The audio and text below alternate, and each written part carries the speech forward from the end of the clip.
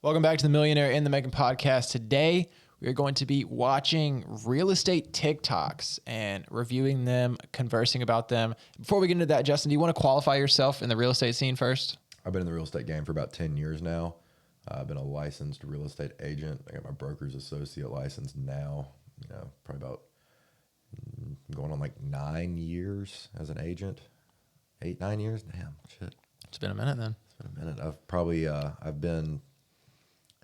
I've had my hands in probably about 100 plus real estate deals now, which is, I'm in the triple digits. Good. There's some people that are in the quadruples, but yeah. So there's some knowledge there. I pretty much retired after like 5 years. That's All right. the difference. So you're qualified and you can speak on this. Boom.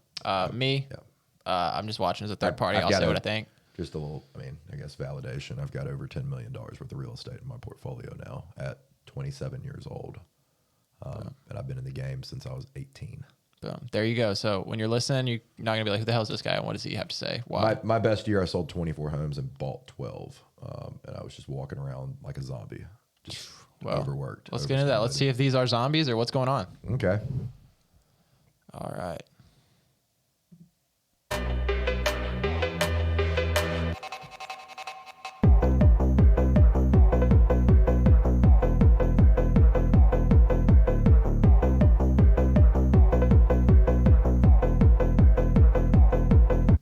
First off, it doesn't even show how she made that. It didn't show the price of the homes. I'm just assuming that she sold probably about $7 or $8 million worth of homes at a 3% commission rate at that point. And I think it said it was her first year. 3 months of no pay is very, very common. I went 6 months without closing my first deal. So this looks legit to you? This looks like just a damn good first year? It doesn't really explain how she did it. It just explains her pay structure, I guess, her commissions. But it can work like that depending on the market. She's in a city, so I'm imagining these are higher price points. I live in a place where Foley was $250,000 was the median house. Gulf Shores was like $325. Orange Beach was like $350 at the time. So what was your take? Say you sold a $300,000 home back in the day when you were It's like $9,000. But then the broker takes, for most companies, 30%. So you walk away with like $6,000. And then after you pay your taxes, you're walking away with like $4,000. In real estate, the beautiful part about this is everybody else has their fingers in the pie before you get the final cut. And then you got to pay for the marketing. You got to pay for the gas, everything else. All right, let's move on. There's going to be a lot more for you to say on these next ones. That wasn't really advice, but okay.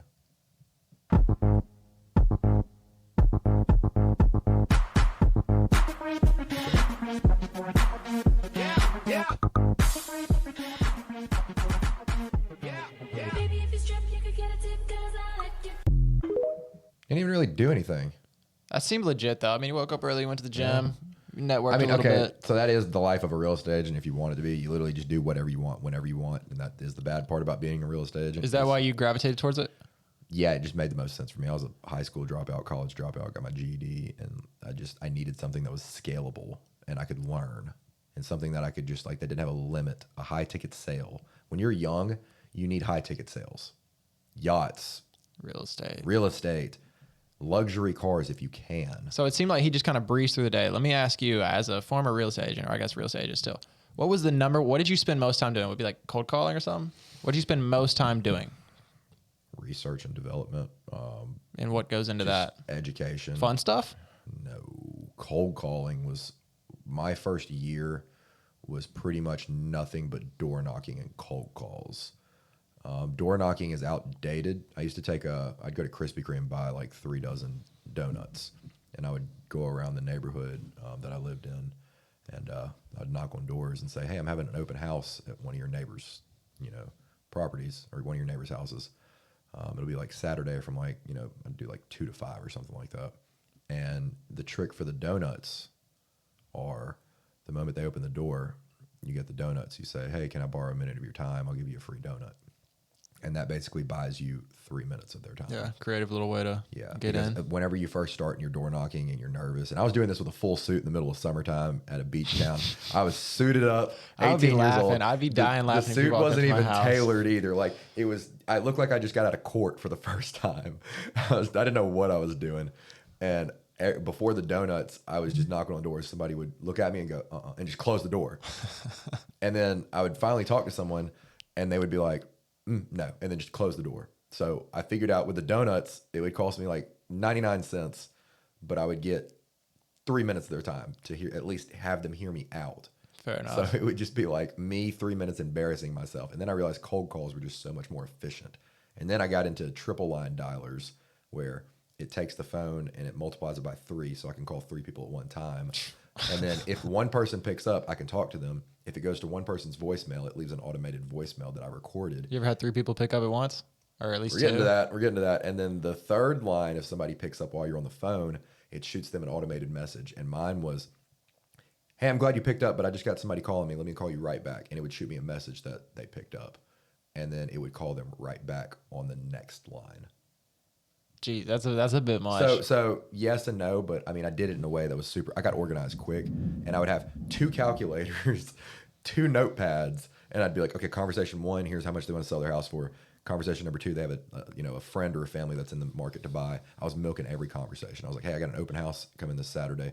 I want you there. Like I'll get into that on another video on how to we'll go in depth on that one. How to really milk the cold calls. I mean, I was making between 300 to 500 calls a day. All My right. competition was making like 60 a day, 100 a day Jesus tops. Christ. But they were using a single line dialer. Yeah, we'll have to run into that on a whole nother episode because that's a whole rabbit hole we can go down. Yeah, like and subscribe. That's gonna drop soon. Yeah, we'll get that out there. For these, I'm interested. Tell me if this seems legit or not. Like, because I'm sure this is TikTok. A lot of it's glamorized. Tell me if you think that these, day in the lives of these real estate agents are legit. Like, if it's realistic. I'm curious as to what you say about that. All right, here we go. All right, so end of next month will officially be my 1 year in real estate. Since I started, I sold 20 houses, and I just bought my first investment property. Your first year. And I've learned a ton this year. But there are 3 things in particular that I would pass on to a new agent. First things first is you got to prospect. If you are not out actively looking for business, do not expect for business to come your way. You got to call expireds, for sale by owners, absentees, geo-calling, your database. Make the calls and go find the business. It's not just going to come to you. The second thing that kind of goes along with that is you got to keep your foot on the gas. Too many times I would do like 2 to 4 deals in a month, and then I would stop prospecting because I'm doing deals. Then I'd come back and have nothing in my pipeline to close on. I go a month without a deal. So if you're going to prospect, be consistent with it. Set a schedule and stick to it. The third thing is do not get discouraged. This industry is super bipolar, and there's times where you're going to be super happy and times you're going to be super sad. But no matter what, keep doing and putting in the work, and everything will work out for you. Feel free to DM me on Instagram if you have any questions. I'd love to.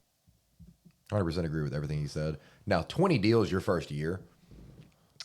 That just sounds like he's a superhuman. The average real estate agent sells it's like 3 or 4 homes their first year. Damn. I mean, I wouldn't have thought that. I thought you just go in and start raking based off what you see online. No, a lot of agents don't even sell anything their first year. And So- the medium people who come in and grasp it's 3 to 4. I sold 8 my first year. I mean, is it safe to say some people lose money going in their first year? I lost money for the first 6 months. It took me month 7th or 8th to even start breaking even. Once I figured out how to sell a home, I just started cranking them out left and right after that. But once I finally figured out, see, with real estate, you got to prospect, follow up. Whatever you do right now is going to pay you in 6 months. So if somebody talks to me and they're like, oh, I might want to sell my house, it's probably going to take 3 months to list it, 3 months to close it after that. So you really just got to keep your pipeline fucking flooded. And that's when the compound effect starts happening. I really preach on that a lot, but real estate taught me that there's no such thing as instant gratification. It's a delayed gratification for everything you do. I would have cold calls where I would call someone, I wouldn't talk to them for like a year and a half. They say, hey, I saved your number. We want to list our condo now. Damn, And we'd be fire. like, hell yeah, finally. Makes it all worth it in the long run. I like that. Hey, my dude, if you sold 20 homes your first year and you bought one, I mean, you're an animal. That dude seemed legit. You know how you can watch somebody be like, yeah, he's about it. I mean, he seemed like he was a hustler. And he didn't have like some kind of persona like he had to prove anything. He just seemed like a genuine dude He was just telling the giving truth. advice. I mean, props. 20 homes, that's amazing. 3 things I wish I knew before becoming a real estate agent. Number 1, your lead generation should be based around your personality. One size does not fit all. When I started, I thought I needed to do door knocking, calls, open houses all the time, and that was the only way I could generate leads, which is not true. Figure out what your personality type is, what do you enjoy to do, and figure out a lead generation source around that. Thoughts? So I did a shotgun approach. I do a shotgun approach every time I go into any business venture. I'm like, what's going to work? I don't know what works. I'm just going to do everything, and whichever one works the best, that's what I'm going to pick. For me, it was cold calling because I'm not afraid to get cussed out and hung up on because it just happens so much. And then I shifted and got better, and I tried to sell without selling, and I never got cussed out again after that. Like I went like 3 or 4 months without one person cussing me out. Damn. Because I always just offered value over the phone, and I tried to sell them without actually it feeling like I was selling them. I was always asking them for referrals or inviting them to an open house. I never said, how much do you want to sell your property for? I always let them volunteer that. Yeah. I mean, from the outside looking in, what she said, you know, it's not a one size fits all. And I think she's going based off what feels good, Yeah, but what feels good doesn't always sell homes. I mean, so Facebook and cold calls were my like best form of business. Like that was how I made my business, was Facebook and cold calls. You know, I gotta agree with her and disagree, just because, like you just said, just because it doesn't feel right doesn't mean you shouldn't do it. I mean, but here's also the other Who wants to go door knocking? Who wants to cold call in general? I mean, so nowadays you got a phone, you really don't need to door knock, but I think everybody should at least try it to like really grasp person to person sales. Here's the problem with real estate is you are your own boss. You are a salesman. You are an accountant. You are a marketing agent. You wear so many different hats, and a lot of people don't realize that. Like when you come into real estate, people think, oh, I'm just going to sit at a desk and my boss is going to come in there and drop a house and say, go sell that. That's not the case. You got to find the deal, nurture the deal, close the deal. Yeah. Sounds like a fun time. Let's see what else she's got to say. Number 2, real estate is a long game. I have heard so many times of people who think they can just get in the real estate industry and make quick money. That is not how it works. If you want this to be a career, you have to play the long game and put in systems and processes so that you can have an actual career. And we all know it may be a while to get your first check. And number 3, everyone knows a realtor, probably multiple. So you have to figure out what makes you unique and what makes you stand out compared to everyone else. In real estate, you decide your success. 100% accurate. First off, we got like 6 real estate agents in our group. Dude, we got like 17 people in our group All right, let me now. ask you, is it because of where we live, or is it just like a worldwide thing? Everybody's a fucking real estate It's just agent. a thing. Just a trend right now? Everyone's Or has it either been an like this insurance forever? agent, a contractor, or they're in real estate. Easy thing to get into without a college degree, I guess. Yeah, and it's just glorified. And I mean, there's too many real estate agents, but I mean, that doesn't make a difference. Just because there's too many of them, that's not a problem, because majority of them aren't doing anything. 5% of them are actually the ones selling stuff. 1% of them are the ones killing it. Like that, I think it's called Pareto's principle, 80-20 rule. 20% is going to be competent, at least standard, and then 80% is just going to be wasting everybody's time. You don't hear this kind of stuff. I will tell you the good, the bad, and the ugly, and there's a whole lot of bad and ugly in real estate. Why is it? Because brokerages don't want this to get out, that it's tough, that it's like not as glamorous as it seems? Is that why people wouldn't the agenda's pushed like that? Yeah, that's why. So the way that I got put into real estate, my mentor at the time, he chewed my ass out for our first hour of the interview. I thought I was hot shit at 18. And then he just chopped me down as a person and said, you're gonna have to work. You have to grind.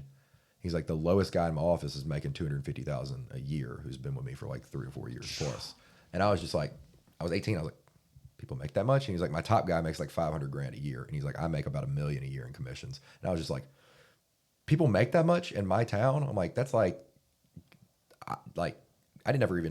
I didn't know like people could make that much. I thought people like out in like LA and like Miami were making that much. I didn't know they were doing that in my hometown. Jeez. I was like, this is mind boggling. And then I went and shopped 2 or 3 other brokerages. And whenever I told them I wanted to make at least $60K my first year, both of the people that interviewed me went, it's probably not going to happen. You're probably going to make about 30,000, probably around there. And I was just like, damn, they sound average. I don't want to be average. I'm gonna go back to the first guy who thought I could make 250. And I was just like, please help me. And he was like, oh no, it's going to suck. He's like, you better get to work. You got a lot of work to do. And he just kicked me out of his office and he was just like, figure it out. That's respectable, though. I would gravitate towards that as well. Yeah, he basically said, I got a whole network of individuals in here that can help you. Don't waste my time. Come back to me when you figure it out. I was just like, okay, I'm gonna figure it out. I'm here. I'm not gonna quit. 6 months later, I was banging my head against the wall, finally closed something. And I was just like, all right, let's do this again. Long game, like she said. It's a long game. I agree with her though. That was solid advice. All right, I'll cut this part. When you talk, because like, see when we're like looking like this, like look at my head in the screen over there. It doesn't look right. So when we talk, let's try and talk like, act like we're looking at each other in there. Okay. All right. Shout out Carrie. In real estate. Number one, don't neglect your phone calls and emails. I remember I was working with a buyer who was interested in putting in an offer on a property, but before they proceeded, they had a list of questions they wanted me to ask the listing agent. I tried to get in touch with this agent. He was impossible to get a hold of. He returned my call 1 week later, and by then, my clients had moved on and purchased another property. Number two, don't skimp on photography and marketing, because first impressions are everything, and buyers will see the photos before deciding whether or not they want to book a showing and come see the property in person. Outside looking in, question. What percentage did you spend on marketing, like of what you're made? I mean, I was spending probably about $1,000 a month minimum on Facebook ads, and signs were expensive as shit too. Because I don't hear about that on the outside. If I'm hearing about real estate, I don't hear that you have to spend money on marketing, to be honest. So that's something that's, I guess, misconception. You know what Zillow is, right? Yeah. I was spending at the peak $2,500 a month on just Zillow, and they gave me like 20, 30 leads a month. How many of those leads actually converted? Were you making money off of Two? Zillow? Hell nah. I broke even on Zillow. The best thing that Zillow can do is just, it gives a new agent almost like guaranteed warm leads, where it's like, you might get 10, one of them actually might go make a showing, and you do that 10 times, you might actually sell something. It'll give you leads. They're good quality. They're probably like the highest quality leads you can get almost. Yeah. But it was like $50 to $150 a lead. Damn, Zillow was raking it in then. Raking it in. Zillow was a monster at the time. I got in right when Zillow really became like popular. Before like the home values, like you can go to Zillow now, and whatever the price of the home is, it's pretty damn accurate. Back when I first started, it was probably $100,000, $75,000 off, which was good, because then people be like, oh, my home's worth, $500,000, and I get there and be like, yeah, your neighbor's house just sold for like $325, and they're like 300 square feet bigger than you, so probably not listen to that. But she's absolutely right. Do not neglect your phone calls, your text messages, your emails. If somebody calls you and they have an interest in buying or selling real estate, why the hell would you not call them back? That just makes no sense to me. But people are not organized. I mean, you've seen my phone for real estate. I'm getting bombarded. I'm not even an agent anymore. I mean, my phone's just going off all hours of the day, and I'm not even an agent anymore. I'm just getting like past leads and stuff like that. And I'm just like, no, I don't want to deal with it. And then the photography, I knew that from the start. I asked everybody in the office who their favorite photographer is, and almost everybody said the exact same name. And I was just like, okay, cool. I'm not a good photographer. I subbed it out. It was $75 a listing. 100% you need that. Don't be trying to, like, you're running a business. You are not a photographer. You are not a sign, maker. Don't be in your garage trying to print vinyl signs. Like, you need to be a real estate agent, which is you're the one selling. You're not the guy who's the photographer. Like, you need to get organized. Yeah, I guess you were in the market when it was actually a little tougher to sell a home. Like, you had to actually put in work. Like, these past few years, these agents just listed, it's gone for $100,000 more than it was worth. I was recovering from, like, I think I got licensed in it was like 2014, 2015, I think, somewhere around then. And then, I mean, it wasn't the best market. Like, we were recovering from 2008. Stuff sat for a while. I mean, it just wasn't exactly easy. But here's the good part about this. If it's not easy for you, it's not easy for your competition as well. Fair enough. So if it's easy for you, it's easy for your competition. So the playing field's always there. I mean, it doesn't matter if you're in a good market or a bad market. You need to create your own market. If we're in a bad market, there's probably going to be more buyers. If we're in a very, very good market, there's going to be more sellers. Just shift your game. Level playing field. Free game. I like that. Good way to think. So make sure your listing looks as impressive as possible. Number 3, don't be too salesy. People hate being sold, but they love shopping with friends. And plus, no one likes the smell of commission breath breathing over them. Number 4, don't be an order taker. You are the professional and you have access to information your client may not have access to. For example, if your client demands a list price for their property, it's your job to guide them and be direct based on the data that's accessible to you. I like her. And number 5, don't compare others' success to your own, because you don't know the hardship, failures, and rejection it took for your competitor to get to where they are now. And we each experience life differently, and your journey is unique to you. I like that. I like that a lot. That was a good video. Yep, that's all we got on the TikToks for today. We're gonna keep this one short and sweet. Anything you want to touch on? All the people in the video seem pretty legit, except the first one. I don't know where the money came from, but I like that last one. That was really solid advice. That was probably about the best one. You saved the best for last on that one. I mean, really solid when it comes advice. to reviewing TikToks, I would expect to get some, shaky shit, but that seemed like pretty straight and narrow real estate and telling you some good advice. That was a solid list. Now let me go into my own little review, I guess. Backstory. Real estate is hard. It's not what they put it on like the whole $1 million listing show or fix to flip, all these popular shows that shows the highlights of real estate. What they don't show you is you making cold calls all day, getting rejected. One of your childhood friends ends up buying a house with somebody else. You got a family member that lists their house with somebody else. Nobody's calling you back. People that you've been working on for 6+ months end up going with someone else and all your time's wasted. You have 3 or 4 listings, 3 or 4 maybe pending deals. You're so excited and literally all of them fall apart.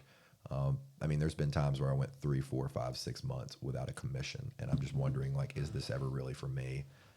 And I just kept saying, it's worth it. Trust the process, trust the process, trust the process. There was times where it was 3 or 4 a.m. and I was still working on, listing documents, purchase agreements, and just overall learning how to market on Facebook. And I would have an appointment scheduled for 10 o'clock, 9 o'clock the next day. And I'd just be at my desk, just dead, saying, I got to do this all over again tomorrow for months, to the point where it was I was putting in the moment I would wake up to the moment I would fall asleep, it was real estate. And it wasn't just me sitting behind a computer just doing nothing. It was grinding all hours of the day. Even if it wasn't even efficient grinding, profitable grinding, I was trying to move forward and figure out what works, what does not work. I did that for my first 3 years. It was my first year. If I told you I put anything less than a 12-hour day, my 12-hour day was an easy day for me. So some of these young bucks really need to be transparent with themselves if they're really cut out for that kind of lifestyle. Do you want that lifestyle? Do you really want it? I needed it. I didn't care if I wanted it or not. I was going to do it. I was I need to be successful. I'm going to do whatever it takes. And I could not figure out anything more logical for my life path than real estate. It just fit every, parameter that I set. I was I want something that's going to be scalable. I can learn valuable skills from. I can be around smart people. I can pick my own hours, which 17, 18 hours of the day I get to work. I get to pick that. Wow, fun. And I knew that if I failed, it was my fault. And nobody could fire me. I was my own boss at 18. And that is not for everyone. Not everyone is built to be a boss. Okay? There are entrepreneurs and there are intrapreneurs. Whether you're working on the company or in the company, when you're in real estate, you are the company yourself. It's a hard truth. Maybe if you can't, clean your room, clean your car, take care of your own shit, maybe you shouldn't work on your own, work for yourself, become a real estate agent.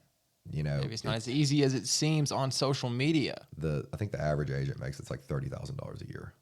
And that's I don't know, I don't know how you're living off that and giving your broker 30%. Why don't they talk about that statistic?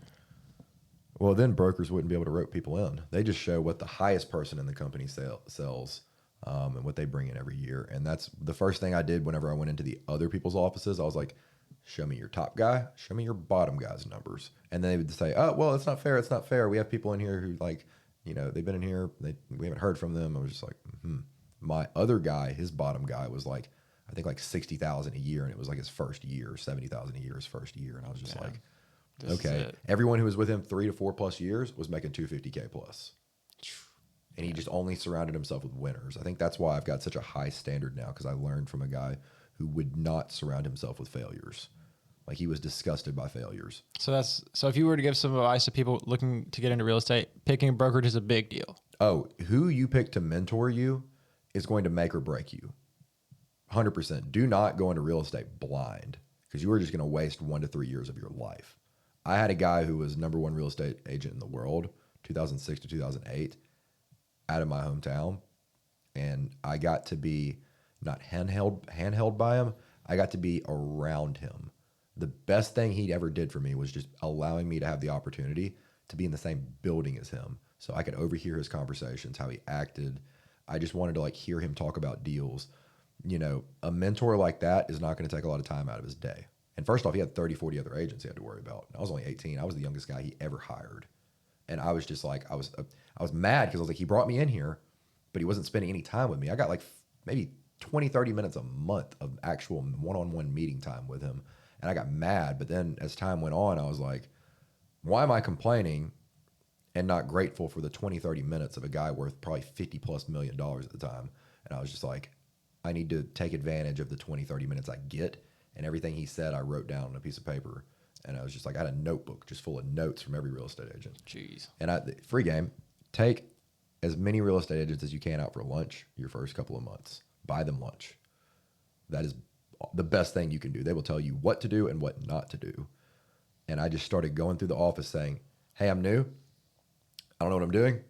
I'll buy you lunch. Help me figure out what I'm doing. And at 18 years old with a suit that looked like I just got out of court, they looked at me and said, I'll help you, bud. You look like you need the help. Damn, well, I bet they respected the hustle. And they're like this kid just got thrown into the Shark Tank. Oh, 100%. Yeah, no, like nobody told me like, no, they wouldn't take me out to lunch. None of the people wanted me there. First off, they were just like, what's this kid doing here? But none of them just wouldn't help me though. Yeah. Like most of them just like didn't want to give me the time of day, but they still would help me though. They were just like, don't waste my time, kid. And I just had to prove to them I was not wasting their time. Fair enough. So let's rattle off, to end this out, give the people some goods. Do you want to rattle off 3 common misconceptions that go hand in hand with real estate agents? Okay. My number 1 is going to be, you usually will not get leads. Your broker rarely ever gives you leads. You are in charge of generating your own business. You are not an employee. You are a business owner. Think of yourself as the lead of the company. Your broker doesn't owe you anything. They might say that they are, but I promise you the leads that you get from them are probably going to be just horrible, and they're going to take all the good leads themselves. Now, there are going to be some brokers that help you, of course, but my number 1 would definitely be, figure out if you are a good lead generator. If you cannot generate leads and sales and clients, prospects, real estate is not for you. You need to be an outspoken individual. You do not need to be a quiet, passive person. You need to be the loudest person in the room saying, I'm the person that does real estate. You could ask any of my close friends. I was so annoying my first 3 years because I was just, hey, I'm Justin. I'm in real estate. How can I help you? Yeah, that'd get annoying fast. I was always telling my friends, hey, is your mom selling her house yet? Hey, is your dad selling a house yet? Hey, your parents, they're getting a divorce. Which one needs a house first? It was just, I was annoying. I was so annoying, but that's just what it takes. My number 2 would be the generic, your network is your net worth. Okay. Yeah, 100%. Easy to gauge that in real estate. The top guy at our company, he was making about $500K a year. He didn't spend $1 on marketing. He never did. His first advice that he gave me was, don't have broke friends. And I was like, well, all my friends are kind of broke right now. I'm broke right now. I mean, You were 18 though. yeah, I was just like, how do I find rich friends at 18? And just, it wasn't happening. So then I ended up the next year, started finding rich friends, older friends. I was just like, okay. And they started throwing me leads. I was like, my 18, 19, 20-year-old friends were just out drinking every night. None of them were buying homes. None of their friends were buying homes. When I started hanging around older people, most of my friends, when I started just, cutting off my bad influences, Most of my friends were 28, 29, 30 plus. They were all like a decade older than me. I was getting leads left and right for them. I was just like, the quality of your friends reflect the quality of your life. The quality of your friends reflects the quality of your life. Really digest that one. And then my number 3 would be, it is a numbers game. Heard that one before. That's the first thing you've said that I've heard before. It is a numbers game. Do not get discouraged and quit when the first person tells you no. You need to get really good at handling rejection. If you are the type of person that cries every time you get rejected or something doesn't work out for you, you are going to fail miserably. You're going to have a horrible quality of life. You need to have some thick skin in real estate. You need to be prepared that your family will throw you out and use another real estate agent in a heartbeat. You need to assume that most of your clients would leave you just because you don't pick up the first phone call. You could be working with somebody for a year, 6 months. You don't answer their phone call because they want to go see something right then and there on a Saturday. You lost the client. You just got to be okay with that. I mean, you need to just crank out the numbers. You know, I would recommend everyone cold calls their first year. Get good at it and make 100 calls a day, 50 calls a day minimum. At the worst, some really good advice that I got at the beginning, if cold calling is not for you, you need to make at least 5 calls a day to friends, family, or past clients and just say, hey, just a reminder, I'm in real estate. If there's ever anything I can do for you, just keep me in mind. And I'll add a 4th one in there too. I'm going to break the rules. Learn how to add value to people's lives. Really think about that one. When you are trying to pitch someone on real estate, you need to be the professional.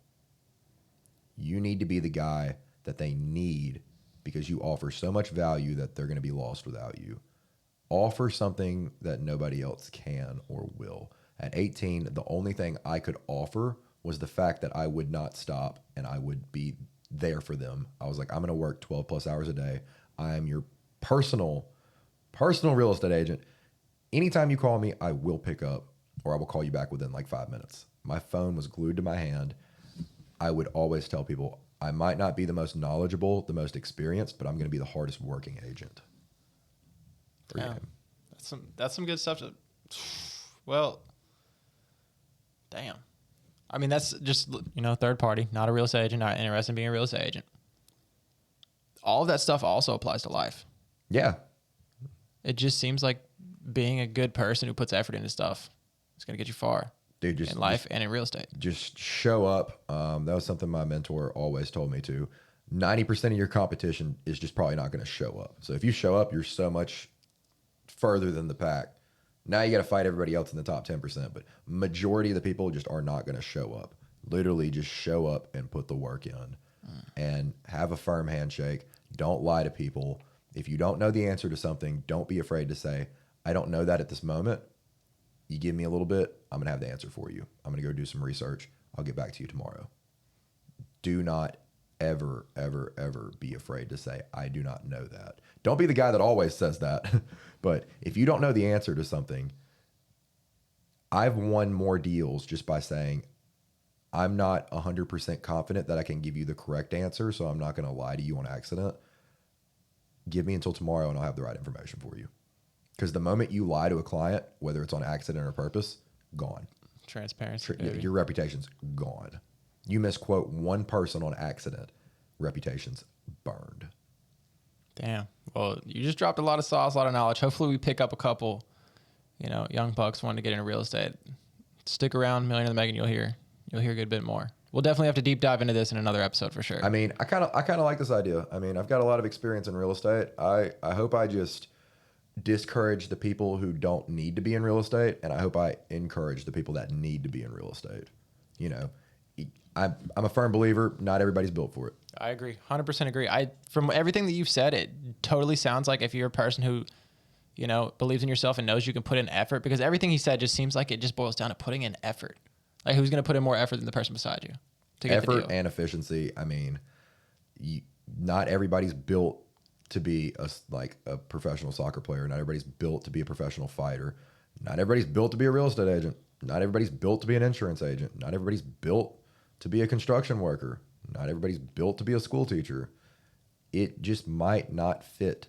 You can probably do it, but there might be other paths that are going to offer a better quality of life for you. If you're the type of person that is okay with working 12, 15, 16 plus hours a day, and you can handle that stress, go for it. There is not that many other career paths I would recommend other than that one. You know, if you're the type of guy who just can't sit still and you need to be grinding all day, maybe don't pick a regular 9 to 5 that's pretty slow paced. I love high pressure, you know, highly profitable, fast paced environments. That's where I thrive. I thrive in like chaotic situations because, you know, my brain just finds like peace in the chaos. And not a lot of people are going to be able to relate to that. But in a place where I'm making 250, 300, 500 plus calls a day, people calling me because there's deals, people calling me because there's not deals, calling me because something's on fire, calling me because something's broken. I'm like, okay, cool, dope. I can handle this. If I'm just sitting there and there's no calls coming in and I'm just staring at the paint, Get anxious. I'm a nervous Something's wrong. wreck. I'm a nervous wreck. But not everybody's built like that. Some people, their head would just explode. They'd be overwhelmed. It's not for them. Fair enough. I mean, dude, I'm not in a real estate agent. I don't give a shit, but I was intrigued by what you said, and I think that just helped out a lot of people. I think that just Everyone, opened a lot of yeah. eyes, opened a lot of ears, and maybe you hit some people in the face who weren't expecting you to say what you did say. Dude, everyone has that, you know, weird dream where they're like, I'm going to be a real estate agent. I'm just like, oh, dear God, you're going to waste so many hours of your life before you even get good, if you even do. I mean, I've pushed so many people out of real estate that didn't deserve and need to be there more than I've said, you're a good fit. I mean, I probably have if 10 people talk to me about real estate, I might say 1 or 2 of them, maybe 3 tops, actually is going to probably enjoy their life after about 5 years. It's like a 95% dropout rate in real estate. Yeah, I can believe it. I can see it. Because You there's can not a see lot of it. information on like the bad parts of it. There's good, there's great. Some of the best memories of my life came from real estate. Some of the worst memories of my life came from real estate. Being, like I said, just at a desk 3 o'clock in the morning, almost at the verge of like passing out, almost at like tears from frustration, just saying, I got to wake up at 7, 8 o'clock and do this all over again. And my calendar's booked out. Like my schedule's booked out for the next 5, 6 days of listings appointments. I couldn't take a day off. I was just like, I can't fail. And I'm mentally at my limit, but I wouldn't want it any other way. I'm gonna close with that. We're gonna definitely have to get like a couple real estate agents on the panel and just talk to them and ask questions. I'd like to be the third party and just ask and see how everybody responds differently, like the new ones, the old ones. I got like 6 of them in our group chat right now. There's just too many of them. That'd be some good content, guys. If you want to see that, we'll get multiple real estate agents on the show, young, old, been in the game for a while, just starting. Ask them some questions. I'll be the bystander, third party. You could be the one Non-biased. asking the questions. Yeah, I'll be the non-biased guy asking everybody the questions. Drop a like, drop a comment. Let us know if you want to see that. Most of all, subscribe. Follow Justin on all socials at Justin Keanu. Follow me at GageB10. Catch you guys in the next one. Good. I like that. Yeah, that's pretty good.